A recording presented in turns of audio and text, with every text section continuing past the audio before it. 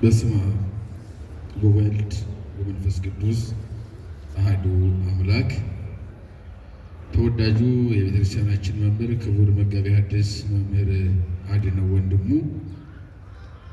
የቤተክርስቲያናችን መምህር ወንጌል፣ ክቡራን ሊቃውንተ ቤተክርስቲያን፣ መምህራን፣ ቀሳውስት፣ ዲያቆናት፣ መዘምራን በየማድረጋችሁ ለሰማይ ከዋክብትን ለምድር እጽዋትን ውበት ያደረገ እግዚአብሔር ለዚህ ታላቅ ቤተክርስቲያን ውበት ያደረጋችሁ የእግዚአብሔር ቤተሰቦች፣ የእናታችን የቅድስት ድንግል ማርያም ልጆች፣ አባቶቻችን፣ እናቶቻችን፣ ወንድሞቻችን፣ እህቶቻችን፣ ደግሞ ሕፃናት በኃያሉ በእግዚአብሔር ስም እንደምን ሰነበታችሁ? እንደምን ከረማችሁ? እንደምን ዋላችሁ? ሳይገባን እንደ ኃጢአታችን ብዛት እንደ ሰውነታችንም ክፋት ሳይመለከት በቸርነቱ በይቅርታው አቅፎ ደግፎን እስከዚህ ዕለትና ሰዓት አድርሶን በዚህ በተቀደሰው ተራራ ለተቀደሰ ዓላማ በቤቱ የሰበሰበን የድንግል ማርያም ልጅ መድኃኔዓለም ከፀሐይ መውጫ እስከ ፀሐይ መግቢያ በፍጥረታት ሁሉ አንደበት ስሙ የተመሰገነ ይሁን። እንደ እግዚአብሔር መልካም ፈቃድ የተለመደውን የቅዱስ ጳውሎስ አንደኛ ቆሮንቶስ መልእክት ነው የምንማማረው። አስቀድሞ እንደተነገረው ምዕራፍ 12ን ነው ዛሬ የምናየው። በቆሮንቶስ የሚኖሩ ማህበረ ምዕመናን በየጊዜው ሊማሩ የሚገባቸውን ነገር በየጊዜው ያለመታከት ጧት ማታ ሐዋርያው ብርሃነ ዓለም ቅዱስ ጳውሎስ አስተምሯቸዋል። አንደኛ የልምድ ክርስቲያን እንዳይሆኑ ነው የትምህርቱ ዋናው ዓላማው።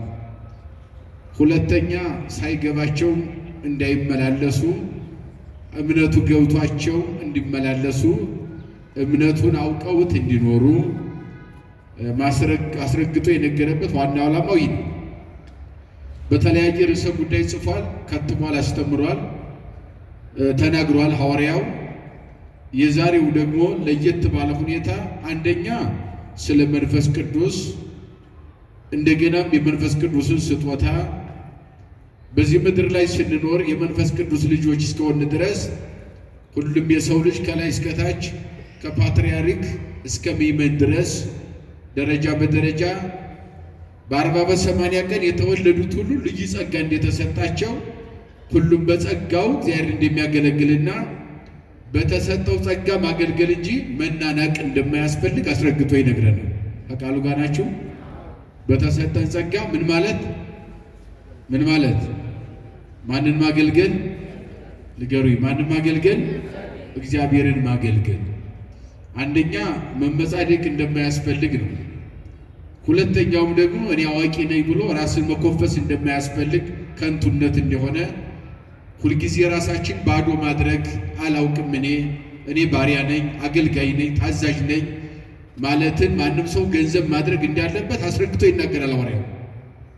ደግሞም እኔ ብቻ ነኝ የማስተማር ጸጋ የተሰጠኝ፣ እኔ ብቻ ለእግዚአብሔር ቅርብ ነኝ ማለትም እንደማይቻል፣ ሁሉም ለእግዚአብሔር የቀረበ ሁሉም ጸጋ ያለው በየደረጃው ጸጋ ያልተሰጠው ሰው እንደሌለ አስረግጦ ይነግረናል ማለት ነው። ይህንን ነው የሚነግረን። ሲጀምር እንደው መንፈስ ቅዱስ ሮስ የመንፈስ ቅዱስ ጸጋና ስጦታዎችን ከመዘርዘራችን በፊት ተናግሮታል ሐዋርያው። ራሱ መንፈስ ቅዱስ ማን ነው የሚለው ማየት ያስፈልጋል። መንፈስ ቅዱስ ሁላችን እንደምናውቀው ከሦስቱ ቅዱስ አንዱ ቅዱስ ነው። ከሦስቱ አካል አንዱ አካል ነው። በነገረ ሥላሴ ትምህርት አብ ወልድ መንፈስ ቅዱስ ብለን ሥላሴን እንገልጻለን። ያው እንግዲህ በስም በአካል በግብር ሦስት ናቸው ብለን ዘወትር የምንማረው ነው። በነገራችን ላይ ማንም ክርስቲያን ይህን ማወቅ ግዴታው ነው። ይህ መሰረታዊ ትምህርት የሚያስፈልግበት ዋናው ዓላማው ሳናውቅ እንዳንኖር ነው። አውቆ መኖር ለአንድ ክርስቲያን ተገቢ። አላወቅን በደንብ ካልተረዳን ነገ ወዲያ ክደት ይመጣል፣ መንሸራተት መውደቅ ስለሚመጣ ማንም ክርስቲያን ግዴታው ነው። ይሄ ቅድመ ግራኝ መሐመድ የሚባለው ወራሪ እንደዚህ ቤተ ክርስቲያናችን ሃይማኖታችን ምስቅልቅል ያደረገው ኢትዮጵያ ላይ እሱ ነው። ይህንን እውነታ ሳንናገር እናልፍ፣ ወደድም ጠላ። ምክንያቱም ከዚያ በፊት የነበረው ማንኛውም ኦርቶዶክስ 5ቱ አዕማደ ምስጢርን 7ቱ ምስጢራተ ቤተ ክርስቲያንን ጠንቅቆ ያውቅ ነበረ። እየሰማችሁ ነው? ምን ያውቅ ነበረ? አምስቱ ምሰሶዎች የሚባሉ የሃይማኖት ምሰሶ ማንም ሰው ይህን ማወቅ ግዴታው ስለሆነ እንደው ያመነ የተጠመቀም ይድናል ለማለት ሌላ ሚስጥር ለማስተማር አምስቱ አዕማደ ሚስጥርን ማንም ሰው ማወቅ ግዴታው ነው። ክርስቲያን የሆነ ሰባቱ ሚስጥራተ ቤተክርስቲያንን ማወቅ ግዴታው ነው። እንደው ይህንን ካላወቅ እንዴት ሃይማኖቱን ይዘነው እንኖራለን? አሁን በአብዛኛው ትውልድ እየተነጠቀ ያለው ምንድነው ችግሩ ከተባለ መሰረተ ሃይማኖት የተባሉትን ጠንቅቆ ስለማያውቅ በአብዛኛው የሚጠለፈው መንገድ ላይ የሚወሰደው ማለት ነው። ስለዚህ በሚስጥረ ሥላሴ ትምህርት ላይ የመጀመሪያው አዕማደ ሚስጥር የመጀመሪያው ትምህርት ሚስጥረ ሥላሴ ነው። ሥላሴ አንድም ሦስትም ናቸው ብለው ነው አባቶቻችን መጀመሪያ ሲያስተምሩ። ማንኛውም ሕፃን ሥላሴ ስንት ናቸው ሲባል ምን ይላል? ንገሩኝ። ምን ይላል? አንድም ሦስት ናቸው። የመጀመሪያው ትምህርት ነው። ከዚያ በኋላ ሦስትነታቸውን እስኪ ግለጥልኝ ይባላል። እንደዚህ ነው አባቶቻችን ሲያስተምሩ፣ ሕፃኑን ሲያስተምሩን ነገረ ሥላሴ ሃይማኖትን ይህን መሰረት ማወቅ ስላለበት አንድም ሦስትም ናቸው ካልን በኋላ እስኪ ሦስትነቱን ንገረኝ። የእግዚአብሔርን ሦስትነት በስም በአካል በግብር ነው። እግዚአብሔር ሦስት ስንል ሥላሴ በምን አልኳቸው? በስም በአካል በግብር። በስም ሦስት ስንል ምን ማለት ነው ይጠይቁናል። ደግሞ ከዚያ ይህን መጀመሪያ ነግረውን ነው የሚጠይቁን በደንብ እንድንይዘው ማለት ነው። በስም ሦስት ስንል አብ ስሙ አብ ነው። ወልድም ስሙ ማን ነው? ወልድ ነው። መንፈስ ቅዱስም ስሙ ማን ነው? ስለዚህ ሦስቱ ምን አላቸው እያልን ነው? ስም አላቸው። መጀመሪያ አብ፣ ሁለተኛ ሦስተኛ መንፈስ ቅዱስ ተብለው ይጠራሉ። በስም ሦስት ናቸው ስንል ከስም ቀጥሎ አካል ነው። አካል ስንል እንደኛ የገዘፈ የሚጨበጥ የሚዳሰስ አይደለም። በፍጡራን ሕሊና የማይመረመር የማይጨበጥ የማይዳሰስ ረቂቅ አካል ማለታችን ነው። ይህንንም ያዙት። እንደው አካል ሲባል እንደኔ እንደሚጨበጥ እንዳይመስላቸው። አካላቸው የረቀቀ ይህ ነው ተብሎ በቦታ የማይወሰን የኛ በቦታ ይወሰናል። የሥላሴ አካል ግን በቦታ ምን አይልም። ዓለማትን ጠቅልሎ በመዳፉ ይዞ የሚገዛ ነው እግዚአብሔር። እሱ የሚወስነው ፍጥረት የለም። ሥላሴ አይወሰኑም። ዓለምን በሙሉ ወስኖ የሚኖር በዓለምም ከዓለም ውጭም እግዚአብሔር ይኖራል።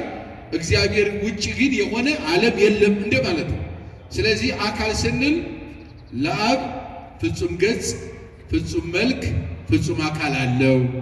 ለወልድም እንደዚያው፣ ለመንፈስ ቅዱስም እንደዚያው ሙሉ አካል አለው ማለት ነው። በአካል ሦስት የምንለው በሦስተኛ ደረጃ በምንድን ነው ያልኳቸው? በግብር አይደለም። የግብር ሦስትነታቸው ደግሞ ግብር ማለት ስራ ማለት ነው። ገብረ ሰራ ካለው የግዕዝ ቋንቋ የተወሰደ ነው። ግብር ማለት ስራ ሲሆን የአብ ስራው ምንድን ነው? የአባት ስራ ምን ማለት ነው? መውለድ ነው አይደለም? መውለድ። የወልድ ስራው ምንድን ነው? መወለድ። የመንፈስ ቅዱስ ግብሩ ምንድን ነው? ስራው መስረጽ ብለን ይሄ ነው ግብራቸው ማለት ነው። አብ ወላዲ ነው፣ ወልድ ተወላዲ ነው፣ መንፈስ ቅዱስ ሰራጺ ነው። ይሄን ብለን ማመን ማለት ነው። ስለዚህ ይህንን ነገረ ሥላሴ በዚህ መንገድ ከተረጉ ይህንን ያክል በቀላሉ እንደው እንድትረዱት ለማለት ነው። ከዚያ ወደ መንፈስ ቅዱስ ስንሄድ መንፈስ ቅዱስ ከሦስቱ አካል አንዱ አካል ነው፣ ከሦስቱ ቅዱስ አንዱ ቅዱስ ነው እንላለን። ይህን ስንል ደግሞ ከአብና ከወልድ ተለይቶ የማያውቅ ሊለይ የማይችል በሦስትነት በስም በአካል በግብር ሦስት ብለን ስንጠራ በመለኮት በአገዛዝ ዓለምን ካለመኖር ወደ መኖር አንጥቶ በመፍጠር ዓለምን በማሳለፍ በስልጣን በአገዛዝ እግዚአብሔር አንድ ነው ብለን እናምናለን። ከቃሉ ጋር ናቸው። ምን ብለን እናምናለን? እስኪ ለምሳሌ ዓለምን በመፍጠር በሉ እስኪ። ዓለምን በማሳለፍ፣ ዓለምን በማስተዳደር፣ በስልጣን በመንግስት እግዚአብሔር ስንት ነው? ስንት ነው? አንድ ነው እንላለን ማለት አንድነቱ ያ ይህንን ያው ማንኛውም ክርስቲያን ማወቅ ግዴታው ነው። ወደ መንፈስ ቅዱስ ስንመጣ ይሄ ነው መንፈስ ቅዱስ ከሦስቱ አካል አንዱ አካል ነው። ከሦስቱ ቅዱስ አንዱ ቅዱስ ብለን የምንማረው የምናስተምረው እውነታ ነው መንፈስ ቅዱስ ማለት ነው። እንግዲህ ሌላው መንፈስ የሚለው ሰፊ ትርጓሜ ያለው ራሱን ችሎ መንፈስ የሚለው ለነፋስ እንሰጠዋለን። መንፈስ የሚለው ነፋስም መንፈስ ይባላል። በዮሐንስ ወንጌል ምዕራፍ 3 ላይ ስታነቡ እስመ መንፈስ አበፈቀደ ይነፍስ፣ ነፋስ ወደ ፈለገው ይነፍሳል። ወቃሉ ተሰምዕ፣ ቃሉን ትሰማለህ። ይተዓምር ሀበ ይሐውር ወሀበ ይመጽእ፣ ከየት እንደሚመጣ ወዴት እንደሚሄድ ግን አታውቅም አለው። ለኒቆዲሞስ ትምህርተ ጥምቀትን በሚያስተምረው ጊዜ የልጅነትን ትምህርት በሚያስተምረው ጊዜ ተናግሯል ማለት ነው። ስለዚህ ነፋስ ምን ይባላል? መንፈስ ይባላል ማለት ነው። ሌላው ነፍስ መንፈስ ይባላል። ነፍስ ምን ይባላል? አዎ ነፍሳችንም መንፈስ ይባላል። ሌላው መላእክት መንፈስ ይባላል። ሐዋርያውም እንደገለጠው ቅዱስ ጳውሎስ ቅዱስ ዳዊትም እንደተናገረው ዘይሬስዮሙ ለመላእክት መንፈሰ፣ መላእክቱን ምን ያደርጋቸዋል? መንፈስ ያደርጋቸዋል ይላል። የሚላላኩትን ምን ያደርጋቸዋል? መንፈስ ያደርጋቸዋል ይላል። መላእክት ነፋስ መንፈስ ይባላል። እየሰማችሁ ነው? ነፋስ ምን ይባላል? ነፍስ ምን ይባላል? መላእክት ምን ይባላሉ? እግዚአብሔር ምን ይባላል? መንፈስ ይባላል። መንፈስ የሚለው ቋንቋ ለዚህ ሁሉ ይተረጎማል ማለት ነው። እሺ መንፈስ ለነኚህ ሁሉ የሚሰጥ ከሆነ ደግሞ ዋናው መሰረታዊ ትርጉሙ ምን ስለሆነ ነው ለነኚህ ሁሉ የተሰጠው ሲባል መንፈስ ማለት ረቂቅ ማለት ስለሆነ ነው። ምን ማለት ነው? የማይጨበጥ የማይዳሰስ የማይታይ ማለት ነው መንፈስ የሚለው። ለዚህ ነው ለነፋስም የሰጠነው። ነፋስ ድምፁን እንሰማለን፣ ዛፍ ሲወዘጉዝ፣ ባህር ሲያናጉዝ እናያለን። ነገር ግን ነፋስ ከየት እንደሚወጣ ወዴት እንደሚሄድ፣ የት እንደሚያድር፣ የት እንደሚውል ነፋስን የሚያውቀው ማን ነው? እግዚአብሔር ነው ማለት ነው። ረቂቅ ስለሆነ ግን መንፈስ እንለዋለን ማለት ነው። ለዚህም ነው ነፍስ፣ አሁን ሁላችንም ነፍስ አለን አይደለ? የምንንቀሳቀሰው በምንድን ነው? ስጋችን የሚንቀሳቀሰው በነፍስ ነው አይደለ? ያለ ነፍስ በድን ነው፣ በቃ መንቀሳቀስ አይችልም፣ እንቅስቃሴ የለውም። አንድ ቦታ ላይ ወድቆ ነው የሚቀረው ማለት ነው። ስለዚህ ነፍስ ረቂቅ ናት፣ አትጨበጥም፣ አትዳሰስም። ነፍስ አሁን የት ነው የምትኖረው ብንባል አናውቅም አይደለ? አይደል? እንደዚህ ታናግረናለች፣ ስራ ታሰራናለች፣ እንድናስተውል ታደርጋለች፣ እንድናስተምር እንድንማር ታደርጋለች። እያንዳንዱ ነገር ሁሉ ነገር አውቀን እንድንቀሳቀስ አጠቃላይ የአካላችን ሞተር ነፍስ ናት ማለት ነው። ነገር ግን ራስ ነው ያለችው፣ እጅ ላይ ነው ያለችው፣ እግር ላይ ነው ያለችው፣ ጣት ላይ ነው ያለችው፣ አንገት ላይ ነው ያለችው ቢጠየቅ የሰው ልጅ መልስ የለውም። መልስ የለውም። ምን ስለሆነች ንገሩኝ? ረቂቅ ስለሆነች። ስለዚህ ረቂቅ ስለሆነች ምን ተብላ ትጠራለች? መንፈስ ተብላ ትጠራለች፣ ነፍስ ማለት ነው። ስለዚህ መላእክት ረቂቃን ናቸው፣ ደግሞ አይጨበጡም፣ አይዳሰሱም። እንደ መላእክትን አየናቸው፣ መላእክትን አየሁት ይላል መጽሐፍ ቅዱስ ማለት ነው። መላእክትንም ስለ እግዚአብሔርንም አየሁት ይላል መጽሐፍ ቅዱስ። ነቢያቱ ይላሉ። እንዴት ያሉ ከተባለ በራእይ ነው የሚያዩዋቸው። ከቃሉ ጋር ናቸው። ኢሳይያስ እግዚአብሔርን አየሁት በረጅም ዙፋን ላይ ተቀምጦ ኪሩቤልና ሱራፌል በአደባባይ ቆመው እያመሰገኑት ሲል ምዕራፍ 6 ላይ፣ ሕዝቅኤልንም ምዕራፍ 1 ቁጥር 3 ላይ እግዚአብሔር ኪሩቤል መንበሩን ተሸክሞ አየሁት ይላል። እንዴት አዩ ስንል በንጉሥ አምሳል ተቀምጦ በራእይ ተገለጠ ማለት እንጂ ፍጡር እግዚአብሔርን አላየውም። በባሕሪ መለኮቱ አይታየውም፣ አይታይም፣ አይጨበጥም፣ አይዳሰስም። ምን ስለሆነ? ምን ስለሆነ? ረቂቅ ስለሆነ።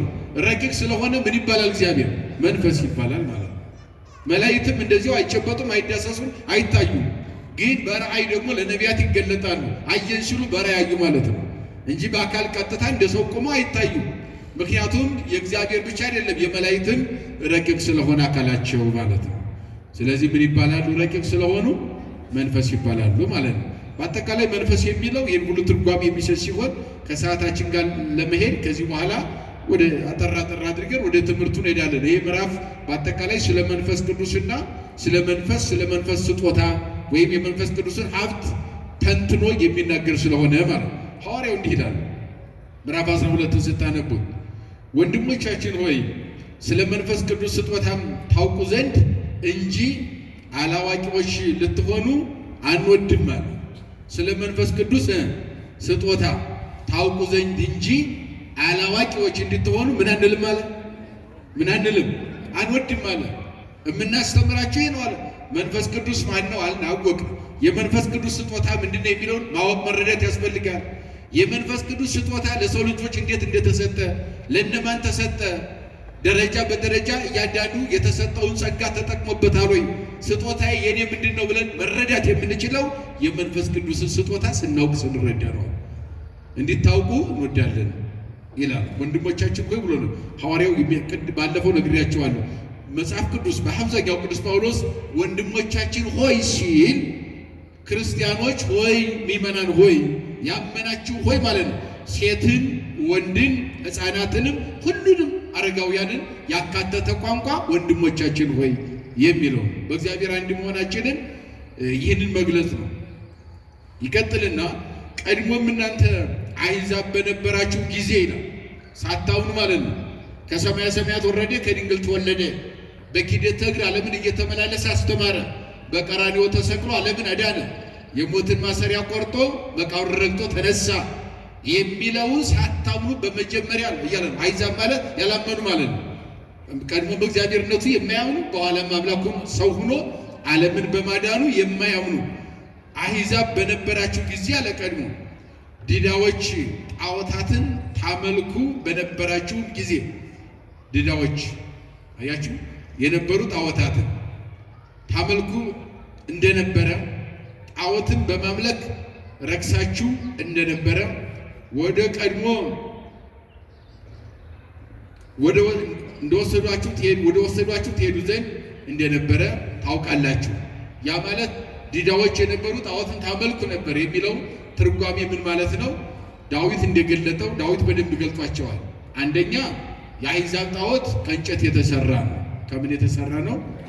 ድንጋይ ይጠርባሉ። ከፈለጉ የቄሳርን ምስል በድንጋይ ጠርበው ያቆሙታል፣ አደባባይ ላይ ማለት ነው። ከፈለጉም ደግሞ ዘንዶ ሊሆን ይችላል፣ ድንጋዩን በዘንዶ ቅርጽ ይቀርጹታል፣ ያዘጋጁታል። ከፈለጉ እንጨት ይቆርጣሉ። እንጨቱን ከቀረጹ በኋላ በነገስታት አምሳል ይቀርጹታል፣ ያስቀምጡታል። ከፈለጉም በላም ጥጃ አምሳል ይቀርጹታል። ከፈለጉም አንበሳ፣ ነብር አድርገው ይቀርጹታል። ያንን ከቀረጹት በኋላ እጅ አለው፣ እግር አለው፣ አፍ አለው፣ ጆሮ አለው፣ ራስ አለው። ሁሉን ነገር አዘጋጅተውለታል። አደባባይ ላይ አቆመው ይሰግዱለታል። ምን ብለው ማለት ነው? አምላክ ነው ብለው።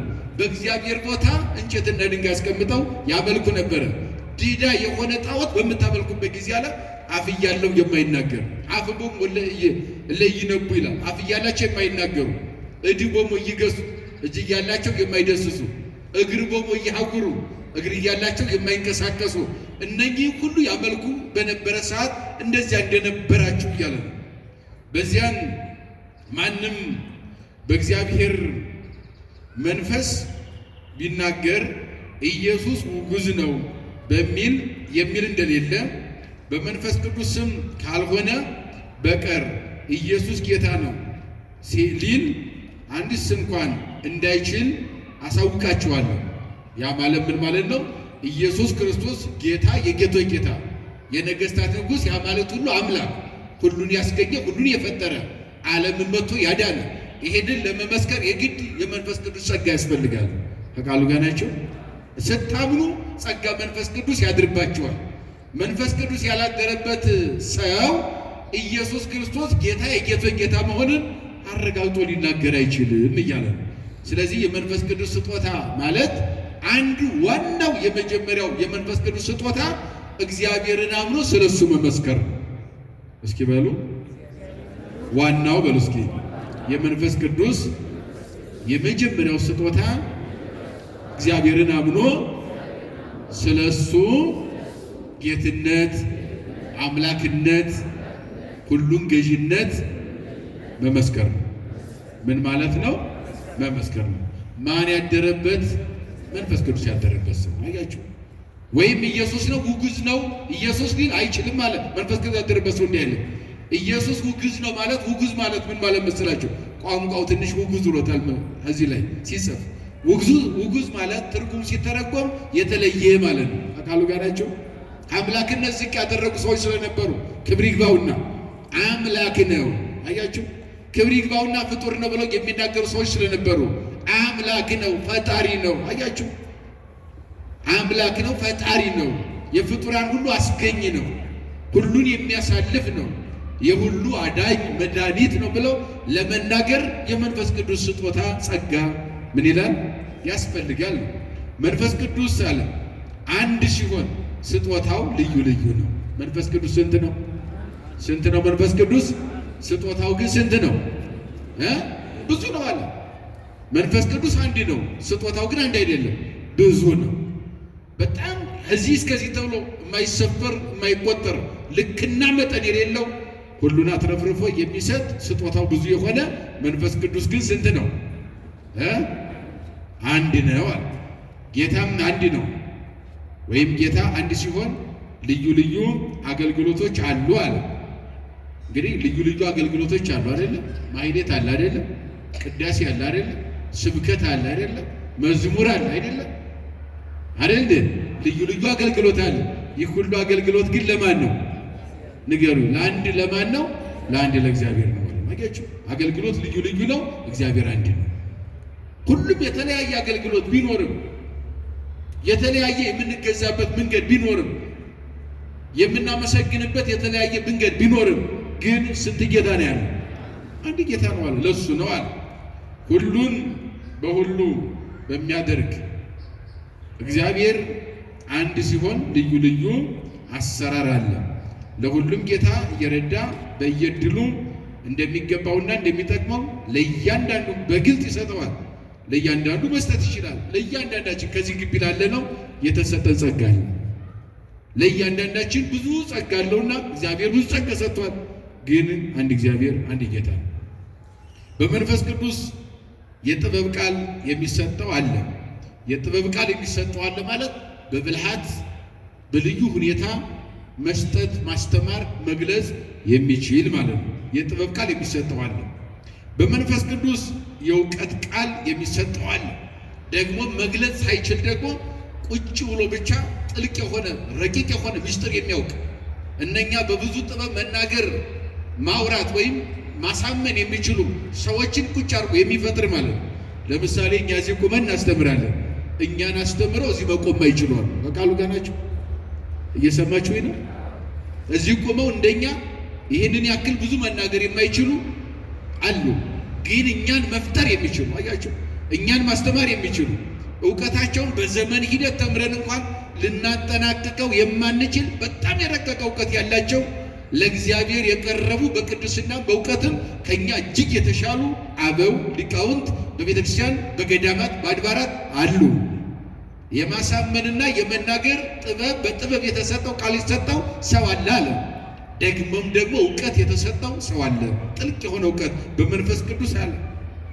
የእውቀት ቃል ያለው ያንን ነው። የሚሰጠው አለ ማለት በጣም ጥንቅቅ ያሉ ሊቃውንት ምሁራን አሉ። ለነሱም የተሰጠ ይህም ጸጋ ነው አለ።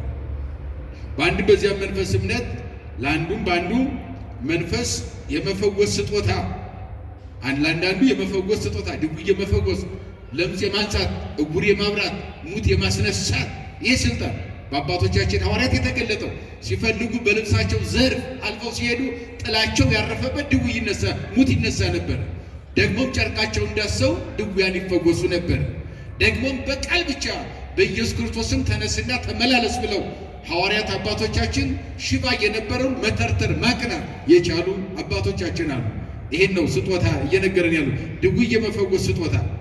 ስለ አንዱም ታምራትን የማድረግ ታምር የማድረግ ስጦታ፣ ለአንዱም ትንቢት የመናገር ትንቢት የሚናገሩ ሱባኤ የሚቆጥሩ በዘመን ሂደት 5500 ዘመን ሳይፈጸም የት እንደተፈጸመ አድርገው ማየት የቻሉ ነቢያት፣ አሁን ያለንበትን ዓለም አረፍተ ዘመን በስጋ ሳይገድባቸው ይህን ዘመን ያዩ ነቢያት፣ አሁን የምንናገረው የምናስተምረው የነቢያት ትምህርት ያን ጊዜ የነበረ የዛሬ ስንት ሺህ ዓመት የተናገሩ ነቢያት አሁን ያለውን ነገር አይተው ተናግረው ወደፊት ገና የሰማይና ምድር አልፎ ሌላ ሰማይና ምድር እንደሚመጣ ያንንም አይተው የተናገሩ ትንቢት የመናገር ስጦታ፣ ለአንዱ መናፍስትን መለየት የዋጋንንትን ማውጣት ማለት፣ ለአንዱም በልዩ አይነት ልሳን በልዩ ልዩ አይነት ልሳን የመናገር ያ ማለት 72 ቋንቋ ለጊዜው ተገለጠ፣ በኋላ ግን ዓለምን በቋንቋ ማስተማር ጸጋ መንፈስ ቅዱስ ይሄ ነው። አሁን ያለንበት እንደውም መዋዕለ ጴንጠቆስጤ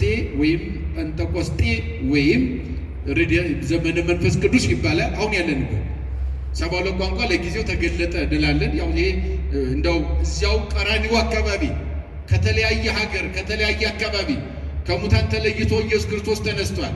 በ40 ቀኑ ያርጋል፣ በ10ኛው ቀን ጸጋ መንፈስ ቅዱስ በ50ኛው ቀን ይወርዳል የሚል አስቀድሞ እየተነገረ ራሱን እያስተማረ ስለነበረ ሲያርግ ጌታን ማየት አለብን፣ እንዲሁም ጸጋ መንፈስ ቅዱስ ሲወርድ ማየት አለብን ብለው ከአራቱ ማዕዘነ ዓለም በኢየሩሳሌም አካባቢ ተሰብስቦ የነበረ 72 አይነት ቋንቋ 71 ቋንቋ የሚችል ሕዝብ ነበረ ይላል ሊቃውንት። ስንት አይነት ቋንቋ? 71 ቋንቋ። 72ኛው የራሳቸው ቋንቋ ነው ሐዋርያት ካለ ተለያየ ዓለም። ዛሬ አሁን እኛ ኢየሩሳሌም ለጉብኝት እንሄዳለን፣ ለበረከትም እንሄዳለን። በጥምቀት፣ በልደት፣ በትንሣኤ፣ በጰራቅሊጦስ፣ በደብረ ዘይት ጊዜ ጉዞ እንደምናደርግ ጌታችን ያደረገውን ታምራት ቦታውን ለማየት ለመባረክም ጉዞ እንደምናደርግ ያን ጊዜም በአካል ያርጋል ተብሎ እየተነገረ ስለነበረ ዓለም ሁሉ እዚያው ከትሞ ነበር። ግን እዚያ የከተመው ሕዝብ 71 ቋንቋ ይችል ነበረ። ጸጋ መንፈስ ቅዱስ በሐዋርያት ላይ ባደረ ጊዜ ከነበሩበት ከዚያ ከአዳራሽ ወጥተው በሚያስተምሩበት ጊዜ 71 ቋንቋ የሚችለውን ሕዝብ በየራሱ ቋንቋ አስተምረውታል። የእነሱ ሂብሩ ዕብራይስጥ ነው ቋንቋቸው። 71 ቋንቋውን ሕዝቡን ገብተው በየራሱ ቋንቋ ስላስተማሩ 72 ቋንቋ ተገለጠ እንላለን። ያ ማለት ግን ሌላ ቋንቋ አልተገለጠም ማለት አይደለም። ሊቃውንት ምን አሉ? አይ ይሄማ የመንፈስ ቅዱስን ጸጋ በ72 ቋንቋ መገደብ ነው፣ መገደብ ይሆናል።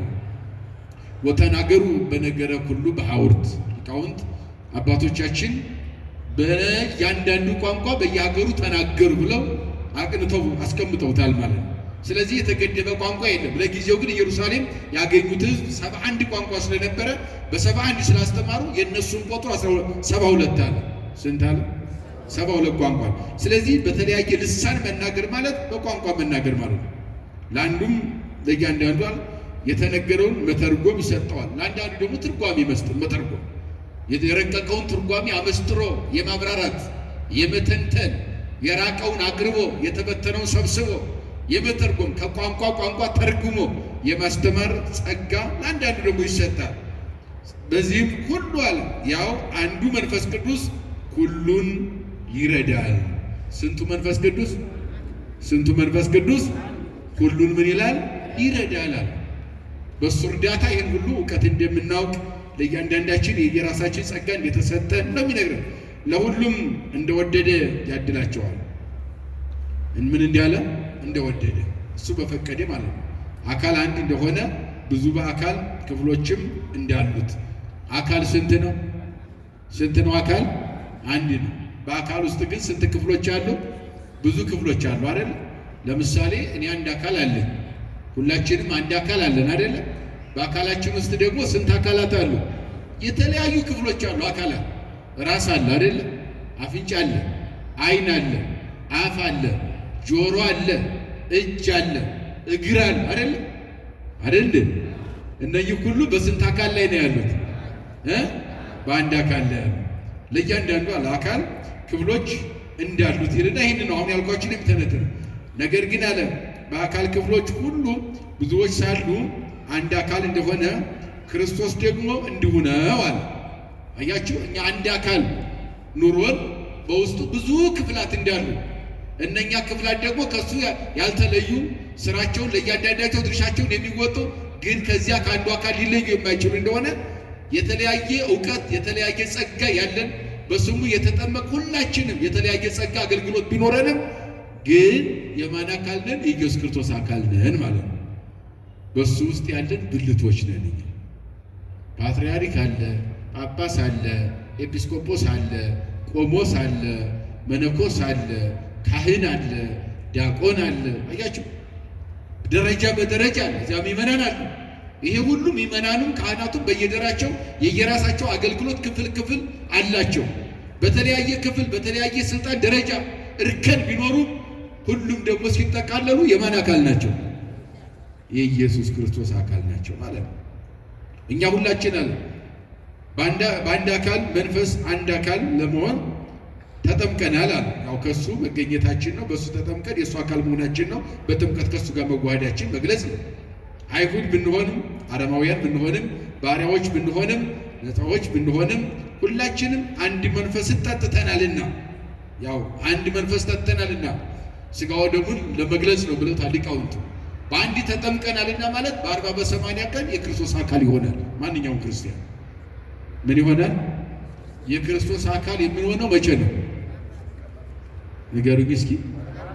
በ40 በ80 ቀን ተጠምቀን በቅዱስ ቅባት ወይም በሜሮን ታትመን ሥጋው ደሙን እንቀበላለን። አይደለ? ወንድ በ40 ሴት በ80 ቀን ይህን ያደርጋሉ። በቃ ያን ጊዜ የማን አካል ሆነናል ማለት ነው? የክርስቶስ አካል ነን ማለት ነው። ከዚህ አካል ማንም ሊለየን አይችልም። ማን? ስለዚህ አካላችን እሱ ነው። እኛ ደግሞ ትንንሽ አካላት ነን፣ ክፍሎች ነን ማለት ነው። እነኚህ ሁሉ አካላት እጅ፣ እግር፣ ራስ እነኚህ ሁሉ በአንድ አካል ላይ እንዳሉ እኛም ሁላችንም ደግሞ በአንድ አካል በማን እንኖራለን ማለት ነው? በክርስቶስ እንኖራለን ማለት ነው። ሁላችን ክፍሉ ብዙ ነው አለ እንጂ አንድ አይደለም። እግርም እኔ እጅ አይደለሁምና የአካል ክፍል አይደለሁም ብትል ይሆናል በማለቷ የአካል ክፍል መሆን ይቀራል ይላል። አይቻልም። ለምሳሌ እጅ እኔ አይደለሁም የእግር አካል አይደለሁም ማለት ትችላለች እንዴ? አትችልም። ራስስ እኔ የእጅ አካል ነኝ ማለት አይደለሁም ማለት ይችላል? አይችልም ማለት። አፍንጫም እንደዚያው ማለት አይችልም ማለት። አንዱ በአንዱ ላይ ሆኖ ስራውን ይሰራል። አንዱ ከአንዱ ተለይቶ ግን ስራውን ምን ማለት አይችልም። እስኪ አሁን ለምሳሌ ራስ ባይኖር አሁን ሌላው አካል ምን ይሰራል? የሚሰራው ስራ አለ? ከአንገት በላይ አያስፈልገኝም ቢል እግር ምን ይሆናል? እግር ምንም ትርጉም የለውም አይደል? አያችሁ? አይን እኔ ብቻዬን በቂ ነኝ ብትል አይን ራሷ ምን ላይ ተቀምጣ አስቡት። አፍንጫ ራሱን የብቻዬን በቂ ነኝ ቢል ይሆናል? አይሆንም። እግር ብቻዬን በቂ ነኝ እኔ ነኝ የምራመደው ቢል እሱ ተራምዶ ስራ ካልሰራ እጅ ከሌለ አይን ካላየ ካላንቀሳቀሰ ምን ይሰራል? አንዱ ያለ አንዱ መሆን አይችልም። ስለዚህ ለሁሉም አንድ አካል አላቸው። በዚያ ላይ ተስማምተው ሲኖሩ ምን ይሆናሉ ማለት ነው? ጤነኛ ይሆናሉ፣ ስራቸው ይከናወናል ማለት ነው። እኛ ሁላችን የክርስቶስ አካል ነን ከላይ እስከታይ። እኔ ፓትርያርክ ነኝ እኔ ብቻ በቃለሁ ለእግዚአብሔር ማለት ይቻላል እንዴ? ይቻላል? አይቻልም? አይቻልም አይደል? ጳጳስ አያስፈልገኝም ማለት ይችላሉ ፓትርያርኩ? አይችሉም። እሺ ጳጳሱስ ቆሞስ አያስፈልገኝም ማለት ይችላሉ? አይችሉም። ቆሞሱ መነኩሴ አያስፈልገኝም ማለት ይችላል? አይችልም። ካህን አያስፈልገኝም ማለት ይችላል? አይችሉም። ካህኑስ እኔ ያለ ዲያቆን ብቻዬን በቂ ነኝ ማለት ይችላሉ? አይችሉም። እሺ ያለ ሰባኪ እኖራለሁ ማለት ይችላሉ? አይችሉም። ስለዚህ እነዚህ ሁሉ ብልት በአንድ ላይ ሆነው ሕይወት የሚኖራቸው ስራቸውን የሚያከናውኑት በአንድ አካል ነው። አካላቸው ማን ነው? ኢየሱስ ክርስቶስ። ይህ አጠቃላይ የብልቶችን ጉዳይ በዚህ ጉዳይ የሚተነትነው እንደው ጊዜያችንን ለመሻማት ወደ ታች ልውረድና ክፍሎቹም ሁሉ ይላል ይታመማል። በአካል ክፍል ቢታመም ከርሱ ጋር የአካል ክፍሎች ሁሉ ይታመማሉ። ለምሳሌ አንድ ክፍል ከታመመ ሁሉም ይታመማሉ ማለት ነው። እግር ከታመመ ሁሉም ታማሚዎች ናቸው አይደለም? አይደለም? አዎ። እጅም ከታመመ ሁሉም ታማሚዎች ናቸው። ስለዚህ ከኛ መካከል እንደዚህ የታመመ ካለ ሁሉም ይታመማል። በመካከላችን ክደት መንፈስ ያለበት ካለ ሌላው ይታመማል። በዚያ በክደት መንፈስ ማለት ነው። አላዋቂ ካለ ባላዋቂነቱ ሲወድቅ ሌሎችንም ይዞ ይወድቃል ማለት ነው። ሌላውም አብሮ ይታመማል ማለት ነው። የማይታመም የለም። አንዱ ከዚህ ሲወጣ ከኛ ሲወጣ ሁላችን እንታመማለን። የማይታመም የለም ማለት ነው። ስለዚህ ህይወታችን ስራችን ሁሉ የሚከናወን ብቻ ሳይሆን ህይወታችን ሕያውነት የሚኖረው በአንድ አካል በኢየሱስ ክርስቶስ ላይ ስንጸና በእምነታችን ጸንተን ስንኖር ማለት የአካል ክፍሎች እርስ በርሳቸው እንዳይለያዩ አካላችን ሳይነጣጠሉ በክብር እንዲስተካከሉ አስማማው። ይህን ያደረገው እሱ አስማምቶ አኖራቸው። እነኚህ እጅም እግርም ሁሉንም ከላይ እስከታች አስማምቶ በአንድ ላይ ሆነው በአንድ አካል ላይ ተስማምተው ሁሉም የድርሻውን ስራ እንዲሰራ ስራ የተሰጠው ጸጋ አለው። የእጅ ጸጋ አለው፣ ይሰራል። የእግር ጸጋ አለው፣ ይራመዳል። የዓይን ጸጋ አለው፣ ያያል። የራስ ጸጋ አለው፣ ያስባል ማለት ነው። የአፍንጫ ጸጋ አለው፣ ያሸታል። የአፍ ጸጋ አለው፣ ይናገራል። እነኚህ ሁሉ ስራ አላቸው፣ ስራቸውን ይሰራሉ። ስራቸውን የሚያሰራቸው ግን አንድ አካል ነው። እርሱም ማን ማለት ነው? እግዚአብሔር መንፈስ ቅዱስ ነው። ሰጪው መንፈስ ቅዱስ አንድ ነው። ስራው ግን ስንት ነው? ብዙ ነው ያለው ይህንን ለመግለጽ ፈልጎ ነው ሐዋርያው። የክርስቶስ አካል ናቸው ሁሉም፣ እያንዳንዳቸውም የአካል ክፍሎች ናችሁ። እግዚአብሔር ለቤተ ክርስቲያን የሾማችሁ አስቀድሞ ሐዋርያትን አስቡ፣ ሁለተኛም ነቢያትን፣ ሶስተኛም መምህራንን፣ ከዚያም በኋላ ታምራትን ኃይልን ማድረግን የተሰጣቸው፣ ቀጥሎም የመንፈስ ሀብት የተሰጣቸው፣ የመረዳትን ሀብት የተሰጣቸውን፣ የመምራት ቋንቋን የመናገር ሀብት የተሰጣቸውን ነው። በእውኑ ሁሉም ሐዋርያትን ይሆናሉን? ጥያቄ አመጣ። ሁሉም ሐዋርያትን ይሆናል? አይሆንም። የሐዋርያነት ሀብት ለሐዋርያነት ብቻ ይሰጠው። በውኑ ሁሉም ነቢያት ይሆናሉን አለ። አይሆኑም። የነቢይነት ሀብት ለማን የተሰጠ ነው? ለነቢያት የተሰጠ ነው። በውኑ ሁሉም ሊቃውንት መሆን ይችላሉን? አይችሉም። የሊቃውንትነት ሀብት ለሊቃውንት ብቻ ምን ያለ ነው? የተሰጠ ነው። ይህን እየገለ በውኑ ሁሉ ሐዋርያትን ይሆናሉን? ሁሉስ ሐዋርያትን ነቢያትን ይሆናሉን? ሁሉስ መምህራን ይሆናሉን? ለሁሉም ታምራትን የማድረግ ኃይል ይሰጣልን?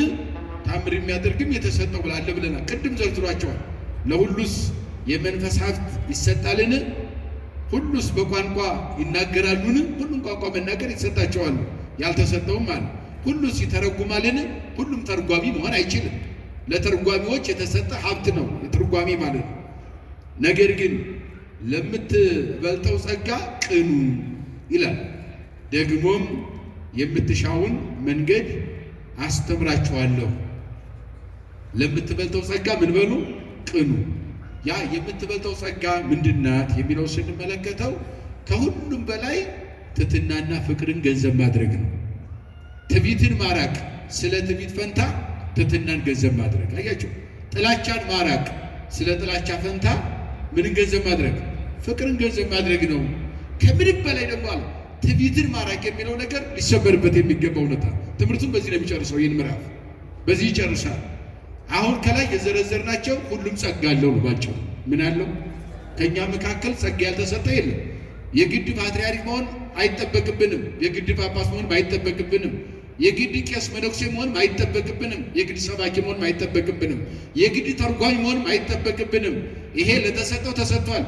ማንጠፍም መጎዝጎዝም ጧፍ ማብራትም ዕጣን ዘቢብ ማንጣትም አስቡት፣ መጋረጃ መጋረድም ምንጣፍ ማንጣፍ፣ እነኚህ ሁሉ በአጠቃላይ ወንበር ማዘጋጀት፣ ዝማሬ መዘመር፣ እያንዳንዱ እንቅስቃሴ ለእግዚአብሔር መታዘዝ፣ መመጾትም መጾምም መጸለይም ከእግዚአብሔር የተሰጠ ጸጋችን ምናችን ነው። አዎ አይ ጳጳስ ስለሆነ ወይም ቄስ ሰባኪ ስለሆነ ልዩ ጽድቅ አለው ማለት አይደለም። ምን አንጣፊውም እኩል ነው ከሰባኪው ጋር ማለት ነው። የሚያነበውም የሚተረጉመውም እኩል ነው። አይ የተርጓሚው ልዩ ክብር አለው ማለት አይቻልም። የሚተረጉመውም የሚያነበውም ዋጋቸው እኩል ነው። አያችሁ፣ የሚሰማውም የሚያሰማውም የሚሰብከውም የሚሰበከውም ጸጋ ነው። ከሚሰብከው አስቡት፣ ቁጭ ብሎ የሚሰማው የሁለቱም ጸጋ ነው። መስማት ከማሰማት ጋር ጸጋው እኩል ነው። ዋጋችን በእግዚአብሔር እኩል ነው። ግን ዋናው መሰረታዊ ነገር የኔ ይበልጣል፣ የኔ የተሻለ ነው የሚል ሐሳብ በውስጣቸው አይኖር። ሁሉም ጸጋ ተሰጥቶታል አለ። በተሰጠው ጸጋ የሚገለገለው አንድ እግዚአብሔር ነው። የሚወረሰውም አንድ እግዚአብሔር መንግስት ነው። የማን መንግስት ነው? የእግዚአብሔር መንግስት ነው። ስለዚህ ሁላችንም በተሰጠን ጸጋ ማንን እናገልግል? እግዚአብሔር እናገልግል። ሁላችንም ጸጋ ተሰጥቶናል። ሁላችንም ሀብት ተሰጥቶናል። በዚህ በተሰጠን ጸጋ ሁላችንም ማገልገል፣ ለእግዚአብሔር መገዛት፣ ከትዕቢት ርቀን ራሳችን ዝቅ አድርገን በትሕትና እግዚአብሔር ማገልገል ዋጋ የሚያሰጥ መሆኑን ሐዋርያው ቅዱስ ጳውሎስ በቆሮንቶስ ምዕመናን አማካኝነት እኛን ይመክራል። ወደፊት የሚነሳውን ትውልድ በዘመን ሂደት እየመከረ ይቀጥላል። የእግዚአብሔር ቃል ለዘላለም ያው ስለሆነ ማለዳ ማለዳ አዲስ ስለሆነ ማለት ነው። የመከረን የገሰጸን ያስተማረን የሰራዊት ጌታ እግዚአብሔር አምላካችን ከፀሐይ መውጫ እስከ ፀሐይ መግቢያ በፍጥረታት ሁሉ አንደበት ስሙ የተመሰገነ ይሁን። የእናታችን የእመቤታችን የንጽሕተ ንጹሐን የቅድስተ ቅዱሳን የድንግል ማርያም አማላጅነት የቅዱሳን አባቶቻችን ጸሎት አይለየን። ንስሐ ገብተን ሥጋው ደሙን እንድንቀበል እግዚአብሔር ይርዳን። ይቆየን። በደንብ እግዚአብሔርን እናመስግን።